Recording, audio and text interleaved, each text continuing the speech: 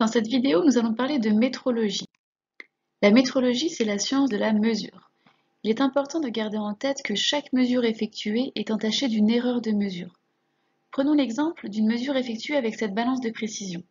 Nous allons peser cette masse étalon qui pèse 50 grammes.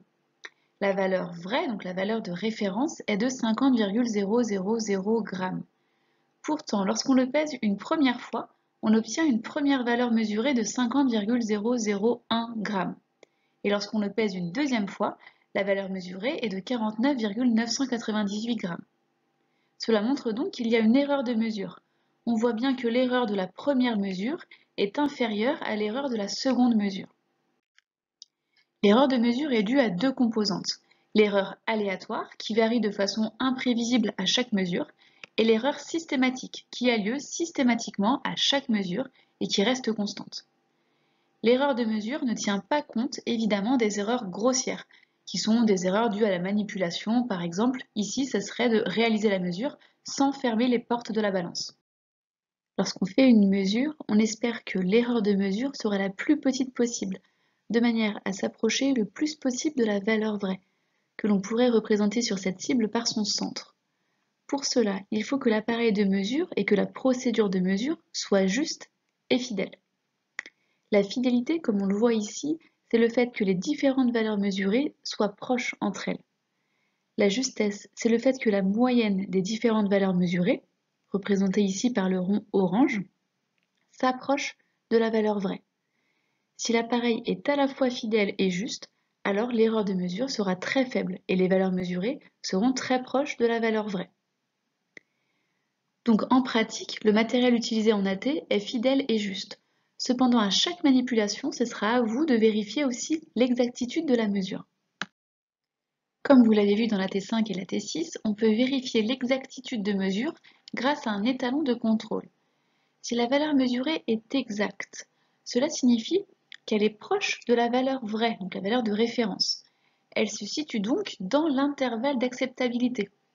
Cela veut donc dire que l'erreur de mesure est inférieure à l'erreur maximale tolérée, que l'on note EMT.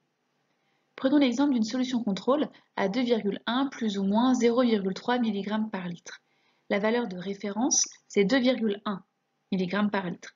Et l'erreur maximale tolérée, c'est 0,3 mg par litre. Donc c'est cette erreur maximale tolérée qui nous permet de déterminer la limite de l'intervalle d'acceptabilité. Prenons un second exemple. On utilise une solution étalon de contrôle dont on connaît la concentration et l'erreur maximale tolérée. L'objectif, c'est donc de vérifier si la mesure effectuée pour cette solution est exacte. Pour cela, il faut construire l'intervalle d'acceptabilité. Donc on le schématise, on fait figurer l'unité des valeurs mesurées, et donc on place d'abord au centre la valeur de référence. Donc ici, 0,20 mol par litre. Ensuite, on calcule la valeur limite inférieure. Pour cela, on soustrait la valeur de référence à l'erreur maximale tolérée, donc 0,20 moins 0,05, cela donne 0,15 mol par litre.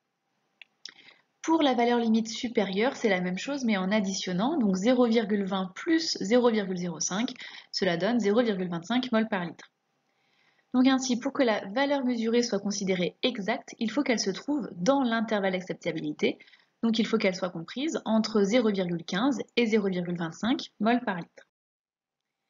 Imaginons, je trouve une valeur de 0,138 mol par litre. Elle est inférieure à la valeur limite inférieure, donc elle n'appartient pas à l'intervalle d'acceptabilité. La valeur n'est donc pas exacte. Je ne peux pas exploiter les résultats de l'essai, je dois refaire la manipulation. Si en revanche, je trouve une valeur de 0,229 mol par litre pour la solution contrôle, alors cette valeur appartient à l'intervalle d'acceptabilité. Donc la valeur mesurée est exacte. La manipulation est validée, les valeurs mesurées sont acceptées et donc là, je peux exploiter les résultats pour l'essai. Donc imaginons la valeur mesurée pour l'essai est de 0,34 680 mol par litre. Je garde 5 chiffres significatifs pour l'instant. En revanche, il y a aussi un doute sur cette valeur mesurée. Il y a donc une incertitude de mesure. Il va maintenant falloir exprimer ce résultat de mesure avec son incertitude associée. Donc pour cela, vous avez l'aide-mémoire de métrologie qui va vous aider à exprimer ce résultat de mesure. Donc si je reprends l'exemple de tout à l'heure, on vous donnera également toujours l'incertitude type composé, UC. qui est ici de 0,05 mol par litre. Dans un premier temps, il faut calculer l'incertitude élargie, U. C'est K fois UC, donc 2 fois 0,05, 0,1 mol par litre. Ensuite, il faut arrondir cette incertitude élargie. Donc pour cela, on regarde ce que nous dit l'aide mémoire de métrologie. Donc là, on est dans le premier cas, puisque le premier chiffre significatif, c'est un 1. Donc il faut garder deux chiffres significatifs. Donc je rajoute un 0 pour avoir deux chiffres significatifs. Troisième étape, je dois arrondir la valeur mesurée retenue. Donc ici, c'était 0,34 680 mol par litre. On nous dit, toujours dans l'aide mémoire de métrologie, qu'il faut qu'il y ait le même nombre de chiffres après la virgule que U. Donc U avait deux chiffres après la virgule, donc pour ma concentration, je dois également garder deux chiffres après la virgule. Donc là, attention, je dois arrondir au supérieur, ce qui nous donne 0,35 mol par litre. Enfin, dernière étape, je peux exprimer mon résultat de mesure avec son incertitude. Donc, je note ma grandeur, concentration de ma molécule dans la solution essai est égale à 0,35 plus ou moins 0,10, l'incertitude, mol par litre.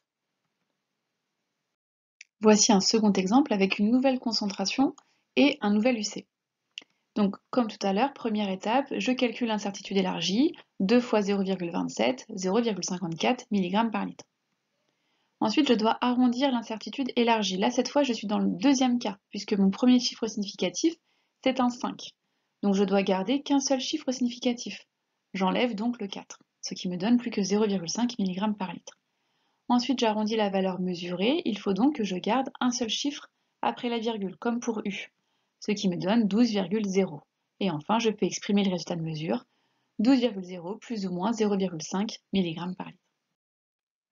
Donc dans cette vidéo, vous avez revu l'intérêt de la solution étalon de contrôle pour valider l'exactitude de mesure grâce à l'intervalle d'acceptabilité, puis ensuite l'expression du résultat de mesure en calculant l'incertitude élargie U.